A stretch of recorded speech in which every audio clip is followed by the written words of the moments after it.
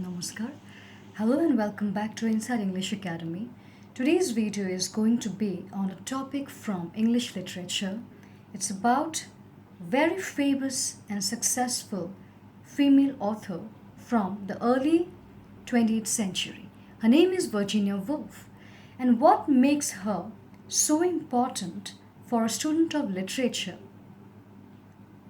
Why is it so important for any student of literature to read and understand about Virginia Woolf, her life, her literary techniques, and her circle?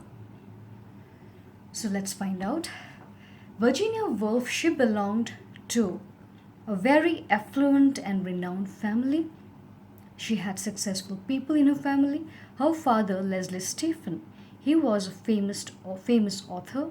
Her mother was a successful model, and her sister, she turned out to be a successful modern painter. Her name was Vanessa Bell.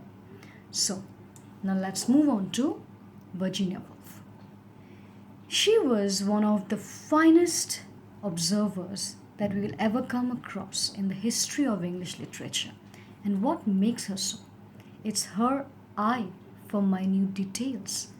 What the layman like us, what the common people, they cannot actually see in the day-to-day lives. যিবোৰ বস্তু আমি normally দেখা নাপাওঁ বা চাব নিবিচাৰোঁ, সেইবোৰ বস্তু Virginia Woolf capture কৰে, and she created art out of those small petty things. And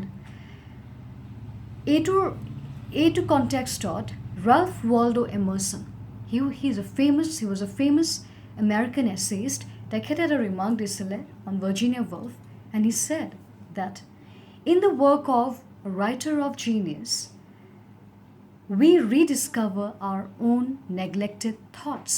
So very well he had captured the imagination of this female author, Virginia Woolf. And what did he mean when he said this?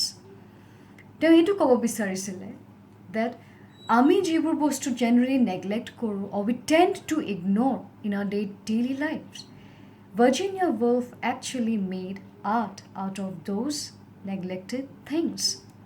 And the next important thing about her is that তেওঁ এইটো বস্তু realize কৰিছিল বহুত ভালকে that এতিয়া যিটো time আহিছে, the modern era, the beginning of the 20th century, that was her era. This was a changed time. It was a changed era, and it demanded changed and new ways of expressing the new ways of life. So, কি হৈছিলে? 1910 তেওঁ এটা remark দিছিলে that the remark was somewhat like this: on or around December 1910, human character changed. So what did she mean when she said this?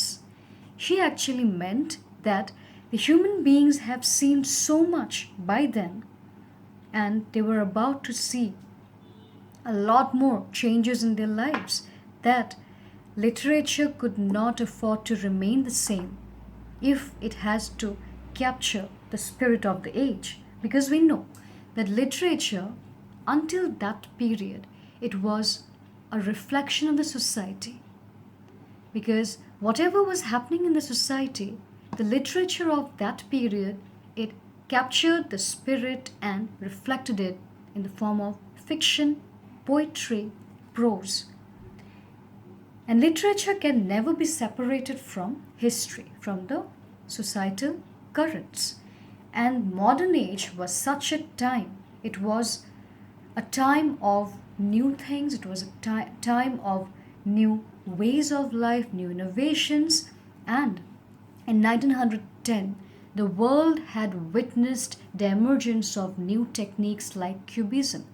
It was a movement, avant-garde movement, a very new movement in painting. But it also extended to the field of literature later on.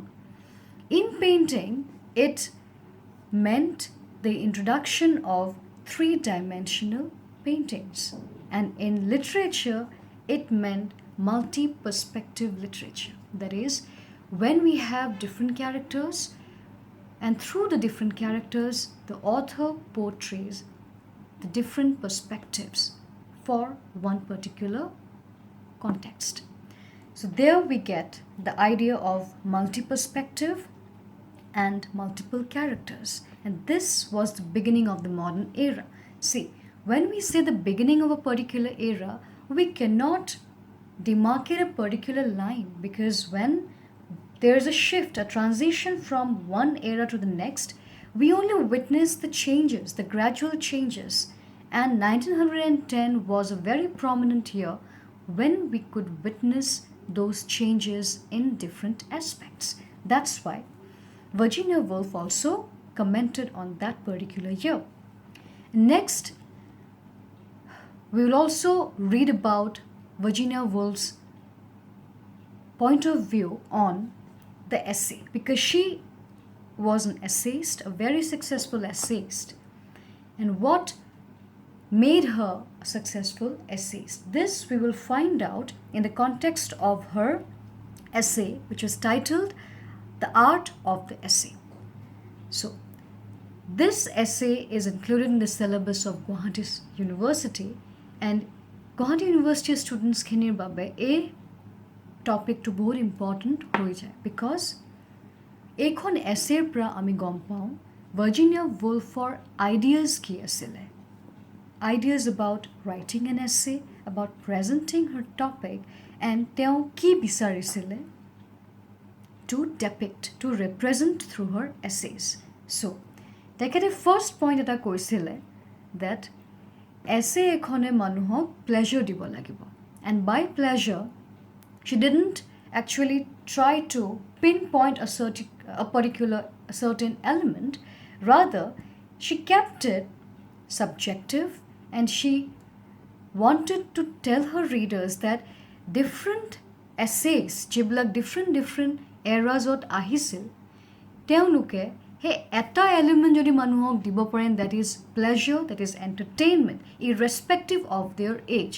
Definitely এখন essay reflect কৰিব the spirit of the age, but irrespective of that reflection, যদি এটা unique trait তেওঁ দিব পাৰে readerক, তেখেতে দিব পাৰে readerক, and that is pleasure, entertainment. That is one factor that she had mentioned. And second, she talks about purity, about discipline in an essay. What does she mean when she talks about purity? She means that it has to be non-poetic, it has to be non-dramatic in its form. Because যদি essay এখন লিখিব, essay লিখাৰ টেকনিকটো poetry লিখা, fiction লিখা টেকনিকতছে completely বেলেগ হ'ব লাগিব. Because here the topics that will be dealt with will be different from the topics that are generally dealt with in poetry and prose and fiction. So here the form has to be more tight, it has to be more clear and to the point. Our non-poetic hobo lagibo, that is yat kono messy plot hobo noare, there cannot be any digression, aru different topics de ekelage ahi pelai, it cannot just it cannot be a compilation of scattered thoughts. Basically, she wants to say that pure hobo lage form to, and by pure she meant this, that it should not look dirty to the reader when he is reading the essay. There has to be very clear thoughts while presenting in the essay. And next she goes on to say about the knowledge of the author. যদি তেওঁ knowledge of the author কথা কয়, ইয়াত অকল information নুবুজায়. She wanted to say that এখন essay যেতিয়া reader পঢ়িব, সেই এছেখনৰ পৰা অথৰৰ পইণ্ট অফ ভিউটো, পাৰ্চপেক্টিভটো তেওঁ এক্সট্ৰেক্ট কৰিব পাৰিব লাগিব. And that is what she meant by knowledge. So subjectivity is a very important factor. It's a dominant factor, so to say, in modern literature. Because human mind to iman complex hoi goisile modern times, because it has seen a lot of things in history. It has seen a lot of developments, it has seen industrialization, it has seen the growth of technology, wealth, prosperity, but at the same time, it has also seen two world wars. And so, human mind to বহুত complex হৈ গৈছিল বহুত এই fast ৱৰ্ল্ডখনত যেতিয়া human beings নিজক বিচাৰিব লাগে which we are still facing now, our minds get too complex.